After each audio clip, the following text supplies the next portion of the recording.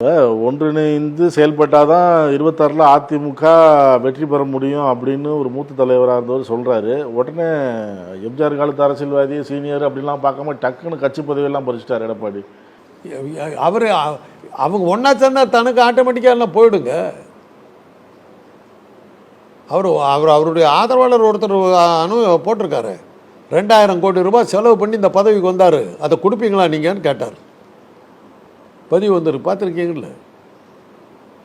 யாரோ செல்லூர் ராஜோ யாரோ 2000 கோடி ரூபாய் செலவு பண்ணி தலைமை பதவிக்கு வந்தவர். அவர் யார் கொடுக்குறது அந்த பணத்தை?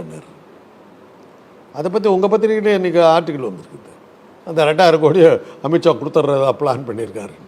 ஆக விலை கொடுத்து வாங்கின பதவிங்க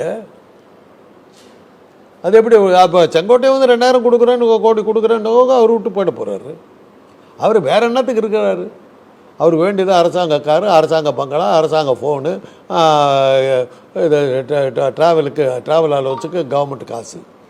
இதை கொடுக்குறேன்னு சொல்லுங்களேன். அவர் என்ன, நீங்கள் என்ன பதவி வேணாலும் எடுத்துக்கிட்டு போயிடுவார். எடப்பாடி கொடுக்க வேண்டியது அவ்வளோதானே. இல்லை, அதை கொடுக்குறேன்னு சொன்னால் முடிஞ்சு போகுது. ஒரு 5 நாள் அவகாசம் கொடுத்து ஏன் இந்த மாதிரி நோட்டீஸ்லாம் அனுப்பியிருக்கலாம், டக்குன்னு கட்சி பதவியை பறிச்சுட்டாங்க, வேதனை அளிக்குது அப்படிங்கிறாரு செங்கோட்டை. அவ்வளோதான், அதோட சரி முடிஞ்சு போச்சு. இனிமேல் பழனிசாமிக்கு வேலை இல்லை. ஏன்னா வெளியே அனுப்புறதுக்கு கட்சியில் யாருமே இல்லை. கேபி முனுசாமி ஒரு ஆள் தான் பாக்கி இருக்கார். மிச்சம் எல்லாரும் கட்சி விட்டு போயிட்டார். அவர் சொன்னதை நிறைவேற்றிருக்கார். ஒரே கட்சி ஒரே தலைவன்னார், ஒரே தொண்டனும் அவர் தான்.